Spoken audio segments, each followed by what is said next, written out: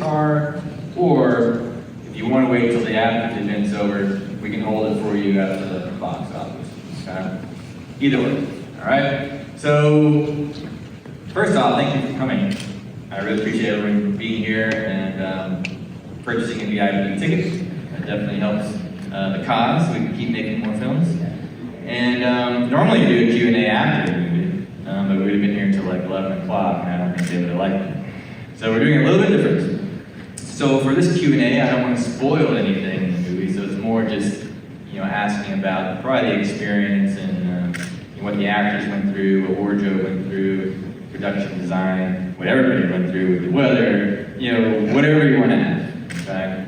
So I'm going to open it up to questions first, because if you don't ask a question, I will just talk the whole time. Nobody wants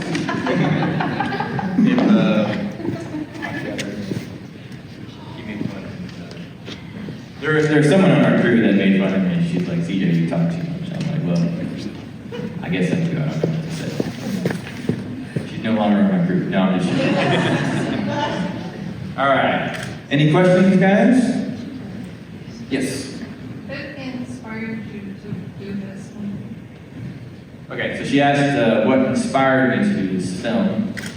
And I always wanted to do a Roman film when I was younger. I think the Ridley Scott Gladiator film was pretty iconic, and I enjoyed the Braveheart as well. And I always kind of had just this Roman idea that I wanted to do. But I didn't want to do something that's been done a lot, which is like Julius Caesar and Pompey and sort of that debacle. And so Marcus Crassus kind of came to mind. We have seen him before, like in the Spartacus series, but not too much. And he had an interesting life. He built his way up to fame and riches, and then he had a, pretty bad end. But which we will talk about later. But that was really it. I always just wanted to do a Roman film. I liked that time period, and then it was really just figuring out how to tell a story that really hasn't been done before. And so when you watch the film, you'll see that we kind of went at it with a side story, while one of the most famous battles to take place in Roman history was happening, which was the one against Spartacus during his final days. And that was one. That's why I wanted to do it, and it was a lot of fun doing it, and it was painful, physically and mentally. But thank you.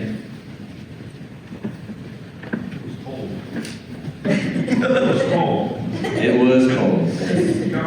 Our first day, I think it was 25 degrees outside, and we were running around in sandals and a skirt.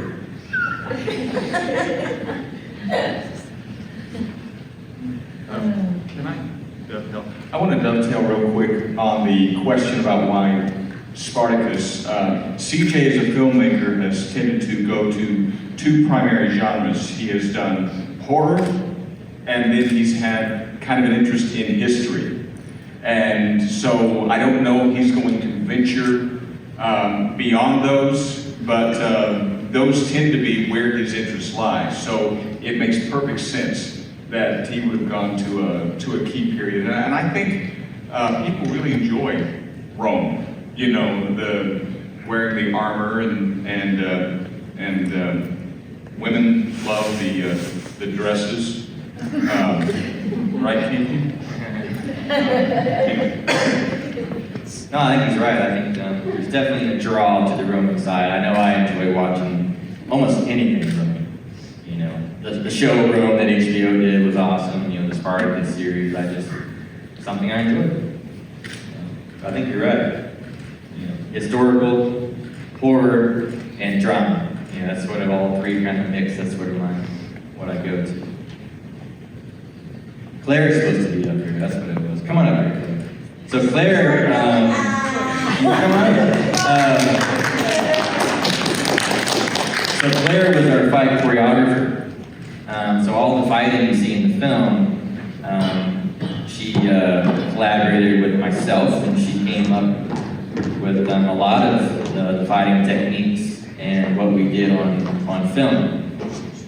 And what was fun about what she was able to do, because she has a big background in, I'm probably going to butcher this, but it's a taekwondo and Oh, what about my background? karate. What have I not done?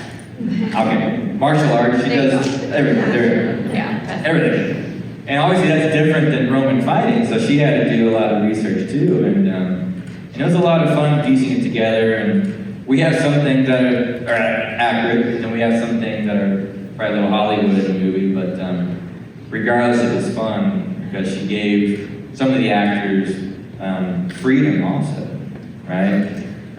Where, like I know, like Master Lobo and his partner, which you'll see, or you actually see it in the trailer. He flips a guy over, it's in slow motion, and that's not soft ground out there. We're doing that like 50 times out there, so it was good stuff. Any questions on fight choreography that I could give this to Claire? Any questions on wardrobe? Yeah, There we go. okay. There were so many different types of costumes that you had to come up with. How the heck did you, one, how long did it take you to do the research for all the different types of costumes you thought were gonna be necessary? And then, how many hours did it take to pull that all together? That was I got 10. wardrobe. It was a lot. This was a little different for me than most films. Every costume you see pretty much on this screen, I handcrafted like about 200, 180, I think, costumes. I wasn't in charge of that originally, but I did step in, and so I had to move a little faster. But I spent like at least 2 weeks studying the history and why the colors and how things were made and what materials they had available, and what those things looked like back in that era. And timepieces are my favorite, so I got a little wrapped up in that. But my mother actually loves timepieces as well. And so I had her researching in Wisconsin and sharing things with me, and then I was researching. So when I got in charge of it, it took me about 2 weeks just to research everything and kind of put together in my brain what I needed to do. I, at the time, had 2 jobs, but I quit one to do this full time, and I did this full time for about 3 months, just to get a set to go the first couple weeks at least. And then I was, as you guys were out filming, I was still at wardrobe creating some of the things that I could just do outside. But I was just researching where these tribes came from, like as far as the barbarians. CJ and I had a really good grasp on what we wanted for the Romans. And there was, I think, 80 Romans, but I only made about 40, I think it was. But the barbarians was just from different tribes and different areas. They came from everywhere to fight those Romans. So I had tribes that came from, in the south where they only had round metal pieces and they couldn't pick up chainmail or whatever off of the ground from dead Romans, but they maybe only had certain color leather that they had available in the round metal pieces. So that tribe was that specific color, and then another tribe would be, more like a Viking, and they had fur and more warmth to them. And then, just like square leather pieces I see out here. Yeah. It just, if it was more mono almost and like square pieces. So, yeah, I just spent a couple weeks just getting in my head with all of it. But to sit and design on my design table, at least 40 hours a week, I sat and I played every show he talked about to inspire me while I was designing. And sometimes I would be like, whoops, scrap that. That looks better.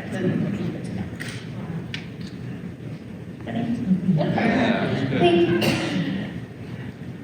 I gotta say, Tammy and I had a lot of conversations, a lot, and it was hard. What she was able to pull off. It was tough, and every department has stress, and I think on the wardrobe side, it was definitely doubled, I would say.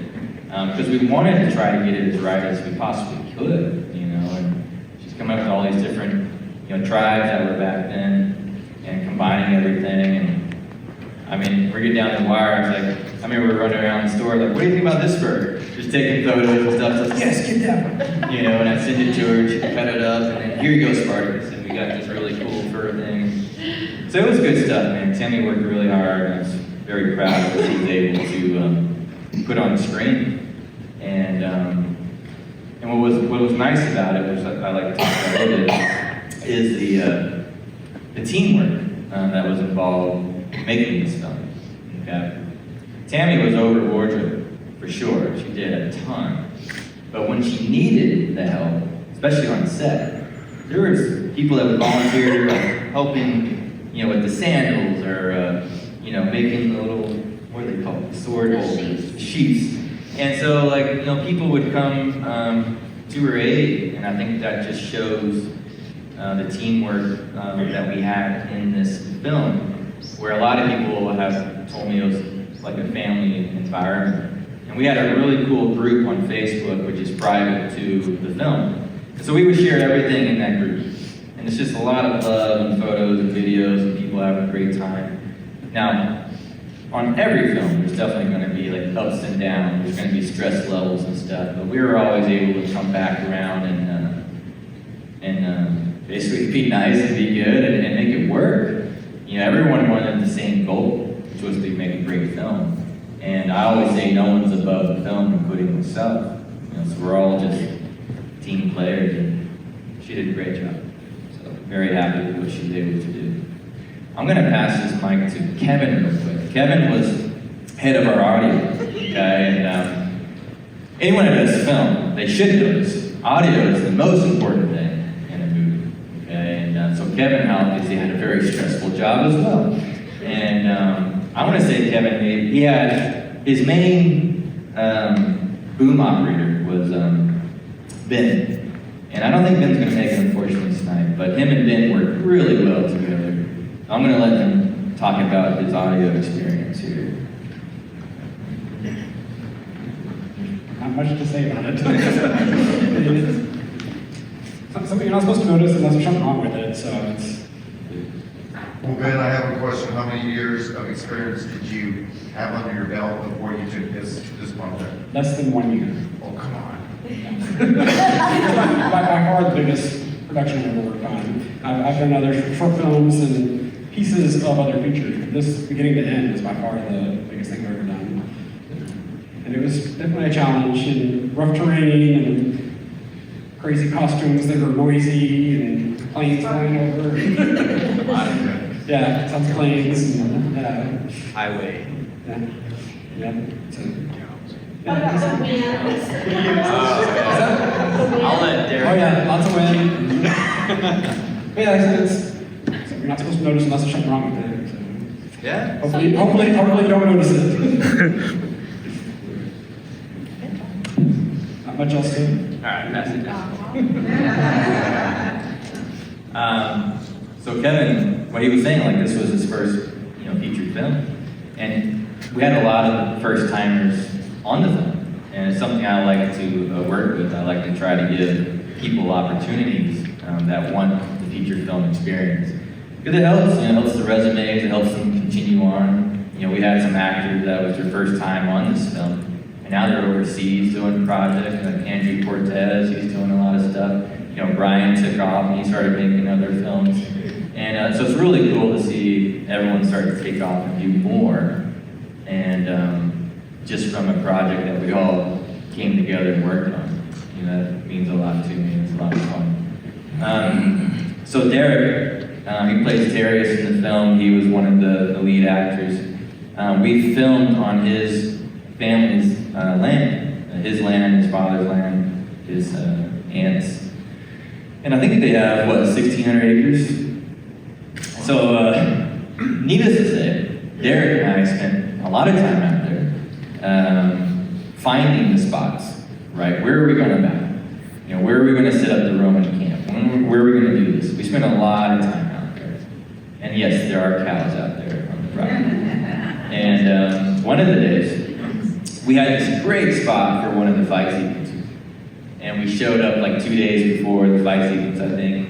And the cows decided to go out there and just crap all over our area we were gonna fight. It's like, well, I guess we're not fighting here. We're gonna go out and find other places, but I'm gonna let Derek talk a little bit about just the experience, the sets that he built. He built some sets on this film, and I'll let you do a little bit of talk. Yeah, so we had some exciting moments out there for sure. CJ and I, just to kind of hit on that again, like we spent a lot of time just going over every scene and what's the scene, the next scene after that, so we could transition things well. And we spent, I don't even know how many hours just driving around and looking and getting out and walking. And I don't know how familiar the hill country beyond Kerrville you are around this area, but it's rough land. It's cliffs and it's all rock and it's all agarita bushes, right? Everything wants to kill you, it seems like. And so when we're out hiking around, like we haven't done anything to the area yet. We haven't cleaned it up, we haven't trimmed anything back. So we're running through areas I think we got injured more looking for the next spot to shoot than what we were actually filming.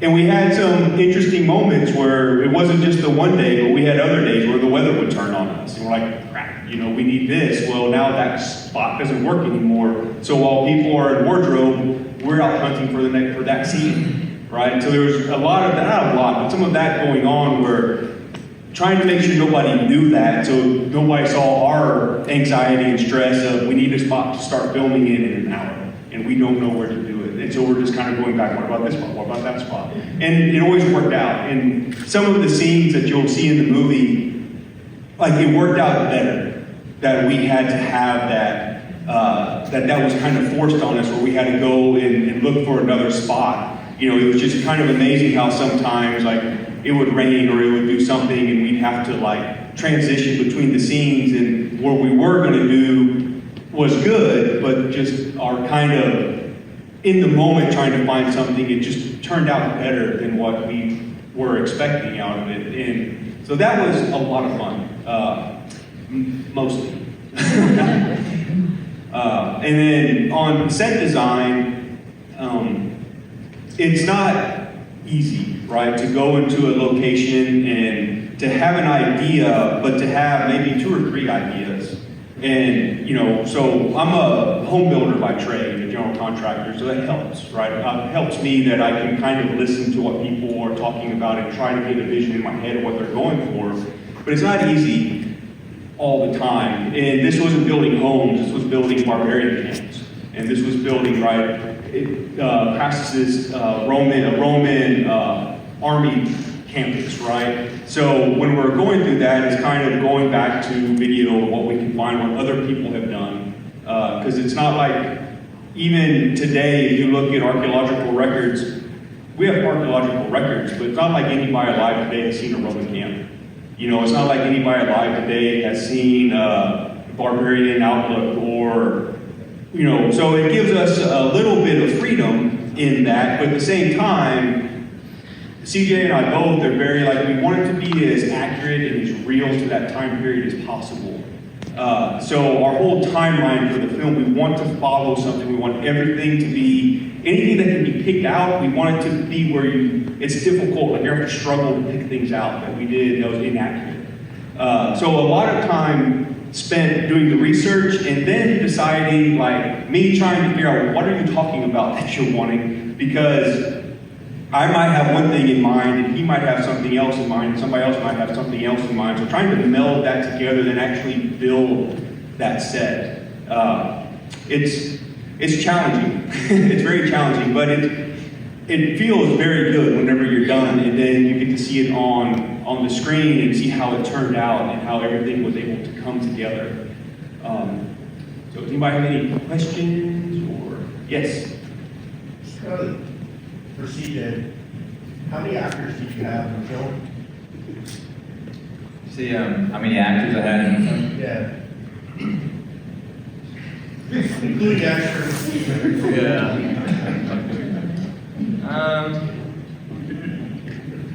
No, I don't think so. We had probably half of our actors actually duplicated. So I want to say we probably had close to 150 actors from. That's probably pretty accurate, give or take. 25. It's some days you're just out there and extras show up because they hear about it and they just keep kind of coming. And it's like, here, Tammy. And we just find wardrobe for them and throwing scraps on them, And what's interesting is when I first started writing the film, there wasn't supposed to be a big battle sequence. But the film started to get momentum amongst the Texas audiences and crowd, actors, directors, whatever. So every week I started getting people asking, hey, can I be an extra in your battle sequence? And so it went from just supposed to be a very small fight sequence of maybe 10 people to 150, 160 people. And it's well, I guess we're doing the battle sequence now. And so that was another thing that I got the job on Tammy. I was in the beginning, it's yeah, maybe 10 Romans and 10 barbarians. And then by the time we got to October, it was yeah, we're gonna do 60 Romans and probably 80 barbarians. And even that I don't think was enough, because we ended up reusing things and duplicating stuff. But anyways, to answer your question, I think that was. And you're in a lot of these battle scenes? Are you personally in a lot of these battle scenes? Yeah. Okay. How hard is it to direct the scene? When you're in the scene and you got that many people on set, I'm amazed by that. Yeah, it was, it's challenging for sure. One thing that we did with Claire, and it was very important from the beginning, and I told her this months before we started even doing the practices, is that we have to go out and practice. And so we had, all of our fight sequences were already staged. We did that months before we filmed. So once we're already out in the battle sequence, everybody would do what they're supposed to do, at least 80% of the time, I would say. When we get new extras, it was just she would teach them just a basic Roman thing. Stand over here in the background, you're gonna kill this barbarian, and that's all you're doing. Things like that. Because the camera would follow, the lead actors. So they followed me a lot during the battle sequence, or it would follow Brian or Spartacus, things like that. And so we were already set in. And so once I was already out there, I already knew what shots that we needed. So we just did, the shots. And then I would just look at, playback, when I had time throughout the day. And of course, when I got home. So the main battle sequence, I think, was 3 days long. And so it gave me some opportunities when I got home to look and all right, we missed that. And we need to go back and get it. So that's kind of how we did that. That's a good segue for me, because I wanted to hear more from Claire, the woman in the fight choreography. Sure. And how y'all met, I don't remember announcing y'all did each other before, but how, if it resonates with her that she's a woman in probably an underrepresented, field of fight choreography, I would assume, in films, and how is it affected you, or how are you moving forward, and maybe what your goals are now, even more, or have you been presented with some more offers? There's lots of. We're all time, right? Well, first off, knowing TJ, I think we met at a mixer, actually, from another fellow actor, Bell. And I think Bell was the one who introduced us at a mixer, and we just started talking there, and then it just kind of went. We started collaborating, and he reached out about what his vision was, and I was absolutely, I'm with you on that. I've never done anything this big before. This was the first doing something this big, but I'm not one to not one to back down and all right, let's see how much more I can put on my plate, let's do it. So yeah, we met, and he told me what his vision was, what he wanted to do, and I was okay, well, I gotta do research, because I've never done Roman before. I've done fight choreography for small, a little bit bigger, like a couple of scenes here and there for like 2 or 3 people. Not, I don't even know how many people were on the battle scene, but a lot of people. And making sure no one hurt themselves that day was a lot of fun. But no, I never thought of it like, and as a point of like, well, I'm a woman, what are they gonna think, or how are they gonna see me as like a woman who's actually choreographing this? I never saw it as anything like that. I literally just like, this is who I am, this is what we're gonna do, you're gonna listen. If you wanna be on this film. If you're not, then I will go to CJ, and this person is not wanting to work with me, you leave. It's just how it works, it's a chain of command. Luckily, I never had really any problems on set. Everyone was willing to work with me. Me and CJ and everyone else here, we all kind of worked together, so I never had any problem with anyone kind of like, she's a woman. Like, no, we all worked together and everyone kind of understood the vision and what CJ wanted, and we kind of just presented it and did it. And going forward, yes, I would love to still continue fight choreography, be a stunt woman, because there's not a whole lot out there, or women in general just choreographing these major fight scenes. So no, the vision is to continue on and see where it can go. There's no like, I don't want to say like this is where it is, because I don't want to stop that from another door possibly opening. But the vision is to keep going and eventually be a fight choreographer for bigger films, more films, and be a stunt person myself in film as well. So then. Yeah, it's empowering to see a woman. Yeah, no, absolutely. I'm sure I don't know if a lot of people saw that or figured that there was a woman who did this, but yes, a woman did this.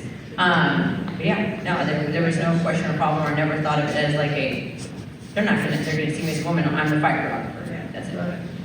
Yeah, I never even came up at all. You know, for me, it's like, that's not even a thing. You know, it's like, she has the background, she can do this, I knew she could do it, so that's why I hired her. I don't think she did. You know, and she's right, we had that conversation right from the beginning. It's like, anyone that gives you any problems, let me know, they just won't be on the film. You know, it's really that simple. But I say that to everyone. You know, Tammy, the other directors, you know, whatever. You know, it's supposed to be fun, right? You make a film. And so if you're not having fun and you have people out there that think they're bigger than the film, well, then you're wrong. And that was my message in the beginning. And I'm not bigger than film either. You know, we're all in this together. The only way you're gonna make a great film is if you have a great team. That's just how it is, you know. And so that was always the message. And I wanna say 99% of the time, that's what it was, you know. Do you have problems on set sometimes? Yeah, you do. We had a person on our film that would not listen to wardrobe, to the fight choreographer, to my first AD. And we went on a lunch break, and here come all 3 of them. And I'm like, oh, this is gonna be good. And they're like, this person needs to go. And I'm like, okay, tell me what happened. They told me what happened. She was changing the wardrobe every day, so continuity was getting messed up. She wasn't listening to the fight choreographer. She wanted to get more screen time. I was like, okay, yeah, she's gone. And then my first AD, Susan, who's not here, she's like, no, I got this. So she went over there and took care of it for me, like a first AD is supposed to do. And that's a true team, you know, and that's someone, unfortunately, that person was very young, and they didn't understand that no one is bigger than the film, including you. And so she got a lesson, hopefully she learned from that and she moved on. I mean, we wished her nothing but the best, but she just handled everything the wrong way, unfortunately. But that happens sometimes, you know, on sets, but if you're the director, you're gonna have to make those decisions, and you have to do what's best for the overall team, and that's what was best. I'm gonna let some of the actors talk real quick. So Ella, why don't you tell them your experience about your character and what you thought about all the madness? Well, hi, I'm Ella. I play Eliana. Eliana, she is originally supposed to be 12 years old. I auditioned for it, I was 15. Luckily, I do have kind of a baby face, but my height gets me. I am taller than CJ. I think they lied. I was like, are you 5'6"? Oh yeah. Shows up to like 5'10". I'm like, the Tom Cruise thing, you know? But yeah, playing Eliana was so great because I feel like I definitely connect with her on a deeper level. She's one of those characters that I can resonate with a lot. She had a single mom. And I guess I'm not gonna spoil it, but yeah, I just resonate with her so much. She was such a great character to play. And alongside with Derek and CJ and Les, Elliot, everyone, it was so great. We just fed off of each other so well. My favorite times are when we would rewrite a scene like the night before, and they ended up turning out so great, better than we could have ever imagined. If I could actually slap you. But yeah, It took 10 times. CJ had mentioned when Derek was talking about Death Mountain, and that just gave me some PTSD because Death Mountain, I want to say that was one of the, maybe the third or fourth thing that we really did. I feel like it was early on. I think so. First 6 weeks for sure. Yeah, but Death Mountain is a mountain you'll see, and basically barbarians are chasing us. And it was muddy, very, very muddy, and we had to run down this. And unfortunately, I had a very long dress down to my ankles. And so to run in that, with any other scene, I'm not a runner by any means. So to run down this muddy mountain with sticks poking at you, trees poking at you, everything was such a fun experience. Yeah. Yeah. I got injured, kind of. A stick popped up, and it gave me a nice little scar across my leg. And we weren't even acting yet. We're just walking up the hill. I'm like, well, I guess we're going to keep that for continuity. Luckily, no one else really got hurt, even though Kevin went sliding down that mountain. I said like halfway down. He didn't like it. He was like, I was like, all right, we don't need audio, Kevin. We're good. Yeah, I remember thinking, one of the first days I ever filmed as Eliana, I was running. And I remember thinking, what did I get myself into? Because not only was I wearing sandals and a dress, it was like 30 degrees. And I was like, I'm running, I'm in a long dress, I'm in sandals, I'm like getting sticks and rocks in my feet. I still think I have permanent dirt some places. The rivers. Yeah. So yeah, it was a lot, but at the end I loved playing her, and I think it actually turned out really great, so I'm excited for y'all to see it.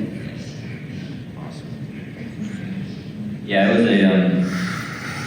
was interesting. It was really fun acting Ella. For the most part, we did pretty well, but there was a day where we were, there's just a couple words we were struggling with, but of course, there's cow stuff everywhere, there's flies all over us, and so it's just very distracting, but it turned out to be very funny. We have some bloopers behind the reel, and we were kind of joking about it and stuff. But, They don't look at each other half the time. oh yeah, we would just look at each other, and it's like, you're trying not to smile, and it's like, stop smiling at me. It's supposed to be a serious scene. Yeah, I'm supposed to be crying my eyes out. I know. And then you'll see in the film, there is a scene where she slaps me, and we had to tell everybody just to get out of it. So they all had to leave, and I remember the first one was like, I'm like, no. And then finally she started hitting me, and they could hear me from way over. You'll see later, but I'm gonna let Les talk a little bit. Marcus Crafts, tell him about your journey. Okay. Well, there are sources available to talk about Marcus Crassus and who he was and what type of person he was. A lot of historians feel like they may have been a little hard on him, used him as a kind of an example of greed. He was one of the wealthiest men in the Republic, and when Spartacus took the gladiators that broke away and formed an army, they defeated a couple of Roman cohorts, and the Romans were very afraid, and General Pompey was out fighting in another region, and so Crassus funded his own army. And but he had experience in the military, and it was very interesting talking to CJ about how he saw Crassus kind of building this character together. Obviously, we don't know what he was like. We have to kind of put him together from the ground up. And CJ was always instrumental in coming up with very creative ideas on how to put the character together. In fact, as we were getting ready for the movie, we had Team Crassus and Team Spartacus. We would get on screen, and as Crassus, I would be talking to my Roman soldiers about what a dirtbag Spartacus was, and Spartacus then would turn around and do his talking about how worthless Crassus was. And it was part of the ways that we began to build a team so that when we got out there on the ground, we were supporting whatever team we were in. Now, it turned out that a lot of people that were Romans were some days Romans and some days barbarians or gladiators and vice versa. But it was a great time, and I don't think there was a time when it wasn't clear to me who Crassus was. The script was very clear, and CJ did a great job with the development of the characters. It was really a pleasure to work with CJ and all the other actors. It really was. And hopefully you will get that sense of the battle that is building, of a Roman army preparing for battle. You don't get to see as much of, well, I'm not going to give that away, but it really, I think he did an excellent job. It was great being a part of it. One thing I like about Crassus' character in the film is we talk a lot about he needs to have that human side also, even though he's the Roman guy that's taking down Spartacus and stuff. We talk about that a lot, and I think when you watch the film, I think that came across really well. I wanted to have that internal turmoil for Crassus. So it's not just like he's just this ruthless killer. He actually has feelings, and he has to think about these things, and you can kind of see it kind of pull out of him. And that was really important for me to show that. I think it came across well because Les Best is the best actor I've ever worked with. And I'm going to keep working with him too, as long as he'll have him. So I'm going to let Spartacus take over here, and we'll see what he says. Did you have a question? Me? No, Chris. Yeah, I was going to ask, he kind of just said it, but I was curious for Les, since this is a multiple project with CJ, what keeps bringing you back working with CJ? I think that CJ writes incredibly interesting characters. He really writes interesting characters that are not just one note. They're multidimensional, they're believable, they're real. And when he describes them to you as a director, when he describes the characters to you, he's able to put it in terms that as an actor, you can internalize and then you can express that character. I've worked with directors in the past that they really didn't have the ability to clarify who you were to be. And you would have an idea of what it was to be, and they would know, well, no, that wasn't quite it. Oh, okay, what are you looking for? And they couldn't describe it to you. CJ has no problem with that. He knows the pathos, what's going on with that character that he's wanting you to find. And yeah, it is an honor to work with CJ. He's a great guy, and he clarifies his directions very well.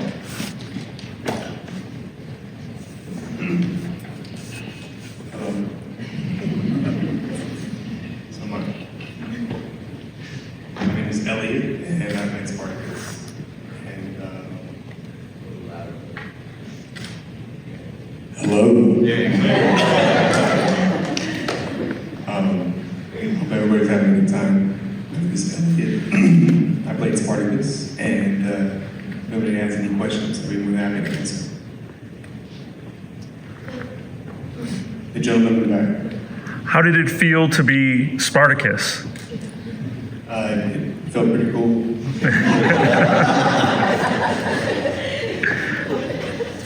That's awesome. Who is the next question? Well, it's kind of like, that question is, how hard is it to play a character so well known and documented throughout cinema history? Yeah, it's a lot of pressure. You gotta do it right. But you know, it was actually easy considering the people I was working with. It was a really good group of people, very comfortable, very supporting, and it was a great project. Absolutely. Does anybody else have any questions? I have a question. Yes. What background did you have physically that prepared you to play Spartacus? Yeah, I'm a JJF jiu-jitsu competitor. I compete in jiu-jitsu. I went to Worlds last year, and did a lot of competing. I'm a personal trainer too, actually. Done bodybuilding competitions and stuff like that. It's fun. I'm also very interested in history, and so it was definitely, perfect character. I think ideally, similar to Superman and all that kind of stuff. Who doesn't want to be Spartacus? So, one thing I was looking for a Spartacus actor, and I was discussing actually, conversation with Tammy, and Tammy was the one that reached out to Elliot and said, "Hey, Elliot might be the perfect actor for Spartacus." So Elliot sent me in his demo reel, and I checked it out, and he was good. So we had conversations. But one of the things that I wanted for Spartacus, I didn't want Spartacus to be 6'6" and unrealistic, right? So Elliot's, not too tall, but he still had the build. And one thing that I liked about Elliot, and it was important to show this also, is that Spartacus was a very smart, person. He was very smart, and he had the passion side. You can kind of tell he's a little shy and humble up here, but it comes across on screen where it shows mainly he only cares about his people. He's giving his life to save his people, but there's also the moment where you don't want to mess with me because I'll take your head off. And he's able to do both. And that was very important for me to have. In fact, if you've seen the trailer, there's a scene where he's face to face with Marcus Crassus. And it shows him with the scowl, and I give him the evil look, and then he smirks, and then he walks away. And that was important to show both sides of that character. And he did a great job. And not only was it a beautiful scene between him and Crassus, but the workouts that he did to get in shape for Spartacus was very important. And then also the fight sequences that we did over and over and over and over again was very taxing. But Elliot's a perfectionist, and so we keep going, and if you missed one little thing, we would start over. And I'm the same way, and I think that's why we did it so many times. But it was a lot of fun. All right, let me let Derek talk about Terriers. I think we're going to wrap up here. Okay, so unlike these two, I had a character that nobody's heard anything about. There's no historical reference, like Terrius. So which is interesting because I got to kind of create him. So the idea behind Terrius is where Atticus is a little bit more reactionary to everything. Terrius is the true Roman soldier. He stands firm. He's confident. He knows what he's doing. This is the way that all things are. And so he's a true Roman, right? So anytime anything is questioned, he's always Rome, the almost said, right? Whatever, Rome this, Rome that. He is multi-generational Roman, right? So it was creating a character that was not big and loud. Somebody that was just a post, right, a pillar, that Atticus had in his life, right? So he was able to see that. But somebody that wasn't overreacting to anything that was said, that would just, hey, let's talk about this. And I think you'll see that in the film. At least I hope you see that in the film. If not, then maybe I had something else in mind. I don't know. We'll talk. We'll discuss that. Like we failed. 2 years of my life. But yeah, so for developing Terrius, that was really it. Was just trying to, and we tried a lot of different things. Our dialogue between us, we tried going different areas, making Terrius more emotional, making, depending on what the scene was. And we kind of just kept going back to Terrius just being that pillar, right? That unmovable object. He has his own reasons for being the way that he is. There's insights, not necessarily insights, but things from the way he was raised that this is just what you do. We don't question this. We're not the barbarians. We're not this, we're not that, we're this. And part of that could be a little bit of a fear of Rome that he had himself. You don't stand against Rome. If you do, you fall. And so he knew where he was. He knew his place. So it was challenging, because many of us, we look at authority and we want to say, hey, no, I don't want to do that thing, right? But he couldn't, he had to be that way. And so as we were progressing through the film, it was trying to always go back, because, as a person, as an individual, that's not who I am. So that part was very challenging, right? I question things. I think most of us do. We question things, and why would I do this? Why would you do that? But to always go back to, no, this is a soldier, and he follows orders. It was just, that part was challenging. Yeah, it doesn't seem like it would be that challenging until you're trying to do it all the time. So then all of a sudden it became very challenging. And it was a lot of fun. I mean, we had such a good group of people to work with. Don't let Elliot fool you. Whenever you're out there, he's talking all the time. It's like, Elliot, shut up. but it was so much fun to have out there, right? Everybody brought different strengths. I'm just for a quick second, but every actor out there, and not just every actor, every person that was out there brought something else to it. Elliot was always good at keeping a good atmosphere around himself. So he was never in a down spot, even when things were like, we're doing this again. He's always like, yay, we're doing it again, Okay, let's do this again, yeah, this is great. Les is amazing to work with. He pushes you. If you get to be on the other side of him, he will push you harder and harder and harder, and he will surprise you. He will call you out in ways that you may not be expecting, and I think that's the point, that you're not expecting it. CJ has been brilliant to work with. Most of the people here won't toot their own horn. But CJ has been amazing to work with. He has an idea, and it's sometimes trying to figure out that idea, but he works with you till you get there. And Claire can be scary, so we listen to her. She also wants us to be safe, yeah. Yeah, she's a total sweetheart till she's not. But no, I could not have I couldn't think of anybody that I would rather have trained with whenever we were doing our fight choreography. She would come up with things. I have a martial arts background. Elliot has a martial arts background, right? There were several of us that did.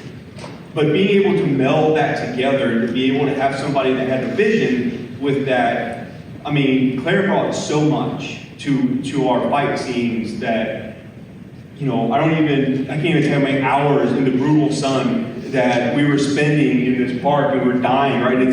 We're all wearing face masks and all these things. You can barely breathe. And yet, she kept pushing us and we kept going. And it was amazing.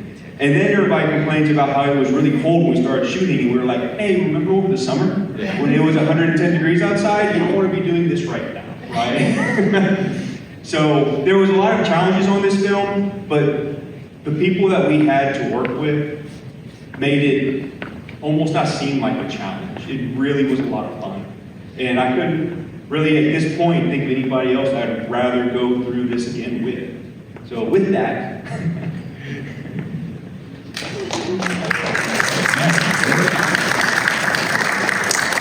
Like, makes fun of me and beats me up and stuff. oh yeah, that too, yeah. Appreciate the love bombs.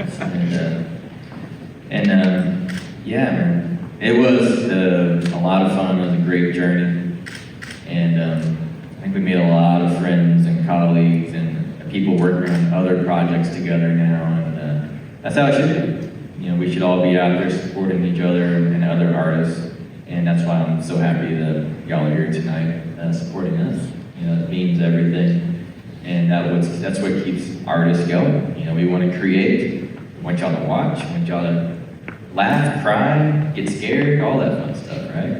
And speaking of crying, you know, Ella is like the master, you know, at that. You know, anyone that works with me, I do a lot of teams, okay? Because I'm always trying to find that moment. And so if you're an actor on one of my films, you got to be pretty patient and understand that. Now I tell them that coming into the project, like, look, I like to shoot a lot, so you know, there's some times where we're going to do like 50 takes on an emotional scene, and it's going to be pretty rough. And those are rough, you know, but what comes out of it is the magic up there, okay? And I think the only one that could probably match Ella's crying scenes would be my son, who's over there in the back. And I feel like he still steals the show in some of these scenes. That's real stuff, man. That's real acting. And I'm really proud of what my son did in this movie.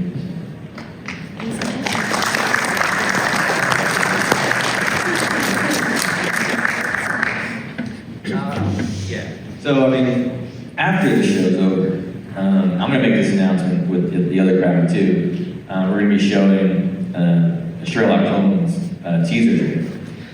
So that's kind of what's coming. And this trailer that we have, we made really for crowdfunding purposes, and just kind of getting it out, you know, to help with casting and things like that as well. So you'll get to see that, which will be a lot of fun. It's completely different from Eyes Wide Open. Sherlock's going to be an R-rated film. Now the trailer's not R-rated, but it does show a lot of, you know, scary imagery, I guess, and things that Sherlock went through. It's kind of like his nightmare. So that's a fun treat for later on. Any last remaining questions before we wrap up? Yeah, Tony? Now that this one's in the can, if you went back to point A and started over, what would you do different? I would have a backup SD card. We had, on a technical side, it was probably, like, no joke, I'm not even joking, it was the best filming day that we had on set. The best. We knocked out like 3 serious scenes, and one that I was in that was very serious, one that was wasn't very serious, and I think Ella's too. And we had like 3 minutes left with this night shot. And Will, bless his heart, is not here, so I'm gonna throw him on the bus. He got too close to the fire with the camera. And so the fire, the heat, it damaged the car.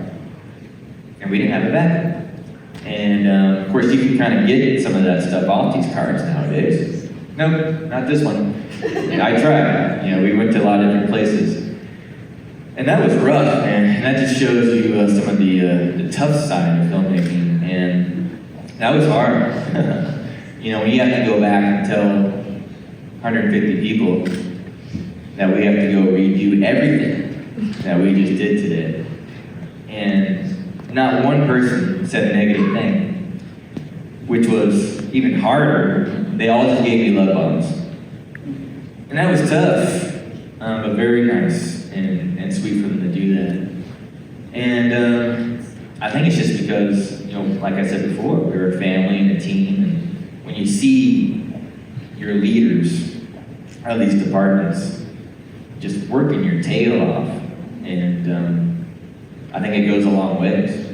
You know, There's leaders that talk and there's leaders that do, right? I'm definitely a doer, and so are all these people.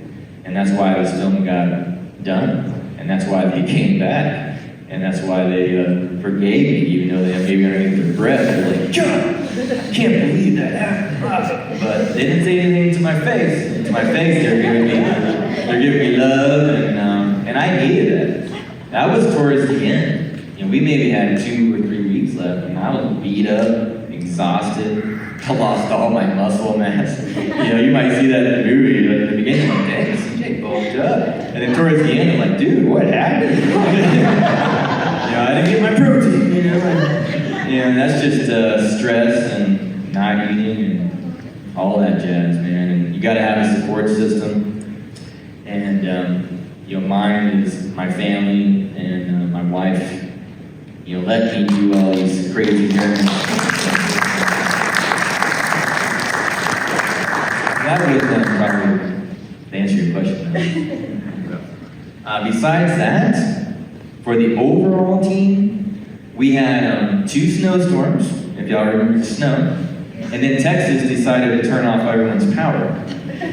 And so we had 3 weekends that we had to reschedule. Now, what I do on my films, we had January, February, March. Every weekend we were filming. But I also told them April is our backup month. So if things go south, we have to have those weekends ready. Things went south, and we showed up in April. Everyone showed up, and we did our thing.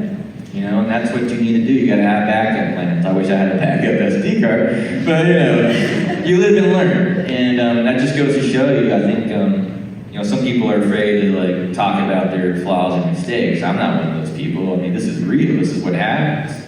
You know, it's you strive for perfection, but you know, we're human, so you're gonna make mistakes, and you just learn from them. And I'm just thankful that everybody was very gracious and grateful, and you know, didn't show up at my house and stab me with all this sword. But you know what? You know what happened after that, Tony? We went back and we made the scenes better. So I'm like, well, I'm not gonna waste this opportunity. And that's what we did. We went back and we made them stronger, man. And I truly believe that they were stronger than what they were before. So, you know, we made the best out of a horrible situation on that one. Any other questions? What are the plans for the film after today? Cool, so next week, filmmakers probably know what this is, but I'm gonna go into Film Hub, and we'll be doing distribution through Film Hub. And so basically what that means, if you have Tubi or Peacock, you know, Amazon Prime, those are probably the main ones in the Americas. It'll be on those. Vudu, Fandango, Xbox, PlayStation. It'll be like in a lot of those streaming services. The only thing that's wrong with Film Hub, they don't tell you when it's going to get released. You know, so normally it takes about a month. And so on all accounts, we should see Eyes of Roman on all those streaming services probably by early to mid-December. So that's what's next. So it'll be out to the world to see. Yeah.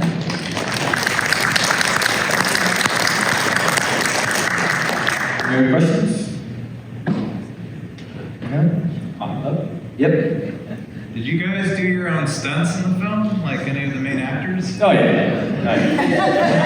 Yeah, everyone in the film, they didn't have a stunt double. Right? They didn't have a choice. That came with the casting, right? That's right. And even less, man, like he had like a torn shoulder or rotator cuff, which he did not tell me about. Didn't tell me. And he's over there, you know, swinging his sword and stuff, and then like, after we're done filming, this was before he knew we had to do a reshoot. He went and got surgery. I'm like, hey man, we gotta do a reshoot. He's like, yeah, it might be a month. And it was. We waited until I think early May, went back and reshot it. And he nailed it, man. It was, what he came back and did was awesome. So. And I do have to say, you know, you have all this makeup, fake blood all over your body. When CJ was fighting Spartacus, had all this blood all over him, and then after that scene was over and they're cleaning him up, some of that blood and marks aren't coming off because they were real. There were definitely some moments. Sandy's not going to be here tonight, but she was one of the barbarian girls I fought. And we were using wooden swords. And she hit my finger pretty bad, to the point where I almost passed out. And Derek came over and he almost passed out. Just looking at me. And we get up and I'm okay, and we go and do it again. And I'm not joking, very next hit, she hits the same.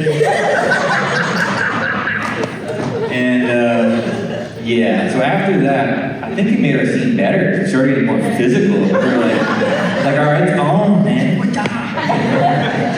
And Sandy's like, oh, you really hit me, did I?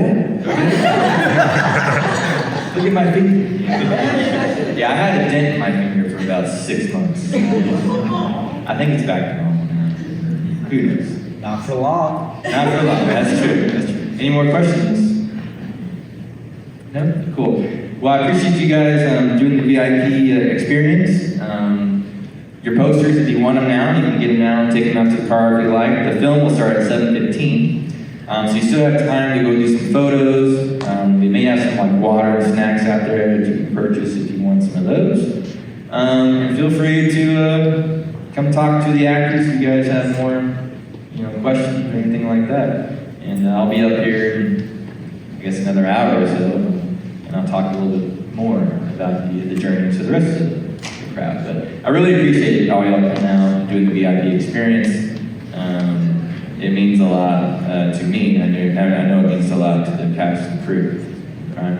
We're looking forward for you guys to watch what we did. So thank you so much.